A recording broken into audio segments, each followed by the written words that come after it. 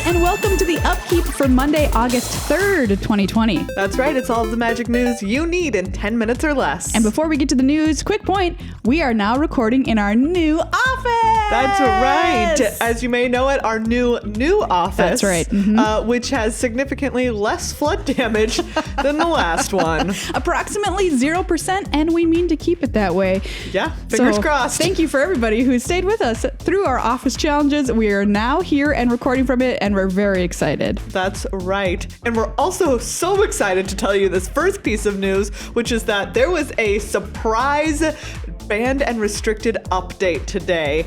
No warning. No. And they say, quote, in the past, we've given a 1 week advance to notice for updates to the banned and restricted list. Because of the increased focus on digital play environments during this time period, we're choosing to forego the advance notice and roll out these changes as soon as possible. Unbelievable. This isn't necessarily indicative of how we'll announce and implement in the future, and we're continuing to look at how we balance giving players advance notice versus staying agile with respect to changing metagames. This is, I think, why it was such a complete surprise. Number one, what's in it, which we'll tell you in a second. But number two, because we had become accustomed to them saying, oh, we're going to give you a week notice. In 1 week, and this time they were just like, no notice. Nope, here you go. Look, it's happening, Have okay? fun. It's happening, it's here. So in Standard, Wilderness Reclamation, Growth Spiral, Teferi Time Raveler, and Cauldron Familiar are all banned. I can't even with this news. It is. It's just everything. Everything's They gone. wiped out all the known decks and they're like,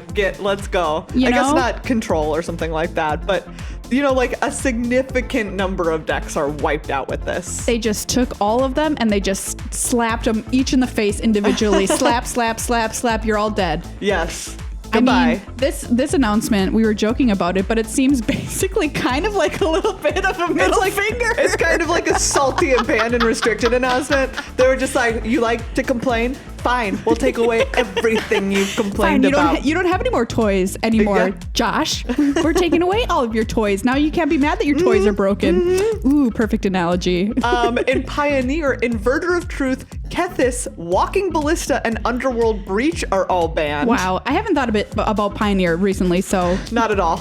you know what? Okay, but those I are don't all know how I feel gone. about that. Goodbye to those combos. In history, in history. Well, they are history now. Historic, Teferi Time Raveler and Wilderness Reclamation are both suspended. Okay, so they're in timeout. Yep, go sit in the corner. No one can play with them for a little while. And in Brawl, Teferi Time Raveler has been banned. Wow, so people have been complaining about Teferi Time Raveler basically Forever. since he arrived. Yeah.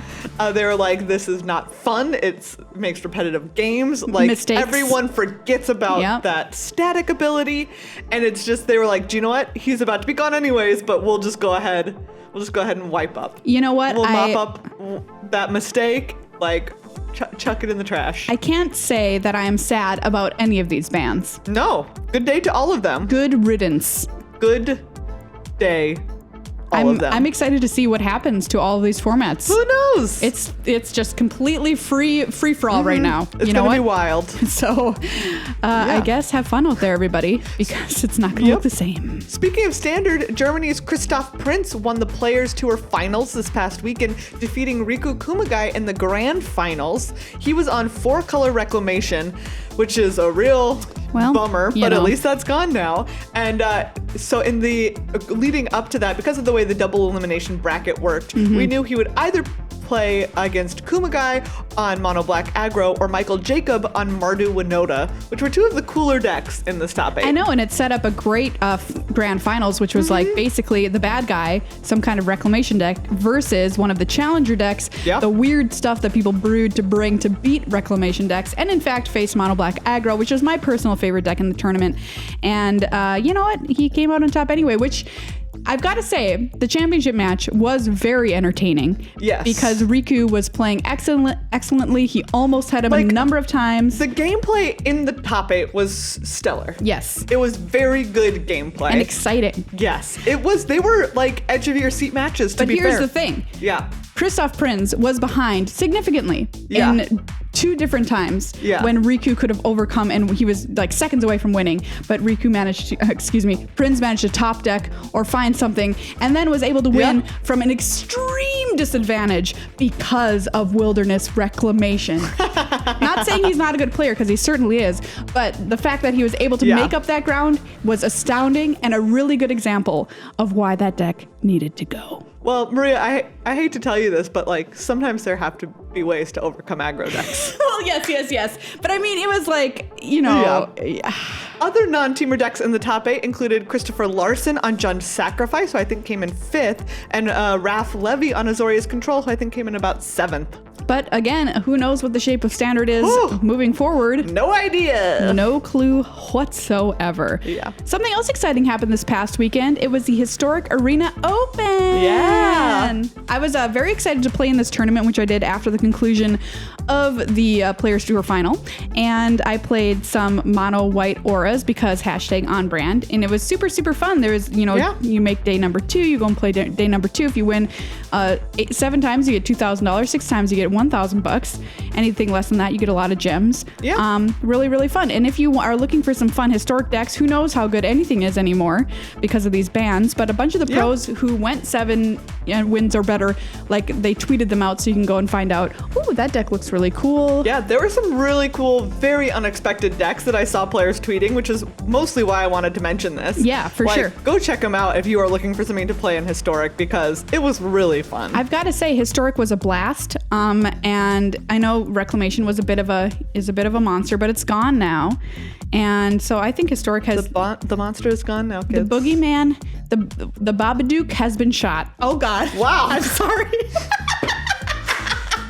Jeez, Maria. I'm sorry, Babadook. I'm sorry. Wow. But I think historic is on the precipice of being a really amazing format. I only managed to get 4,000 gems, but that was making my money back, so I feel okay about it. That's pretty great. A little bit more news from last week. We talked about the Hasbro earnings report. Yeah. And we neglected to mention that Ikoria was Magic's best-selling spring set of all time. Wow. Including digital and paper both. And we mentioned last time that they say Q2 was down compared to Q2 of 2019, but it turns out Q2 of 2019 was Magic's most successful quarter ever. Wow. Thanks to Modern Horizons. So I guess when you talk about it that way, you're like, oh, okay, like it was down a little bit, but it was down from literally their most successful quarter of all time. So it also made me think about during a pandemic. Remember Hogak? Oh, how was that only like a year and change ago? Time has no meaning. Time has truly no meaning. Some fun news to close out the show today. The box topper art of Expedition Map by Scott Murphy has sold for $6,100. That's right. He also created this really cool reference map, like that's actually for like a reference for the painting. And that map sold for $3,275. Wow. So it was basically like, this is what's on Expedition Map. Yeah, it's like the map that's on the Expedition Map art. Very meta, Scott. I like it. It's pretty cool. So that's all the news that you need this week for Magic the Gathering. Thank you so much for hanging out with us. You can listen to our full-length podcast. It's called Good Luck High Five, anywhere fine podcasts are found. And you can support us over on patreon.com/GLHFmagic while we continue to make this office look even better than it does already. Good luck!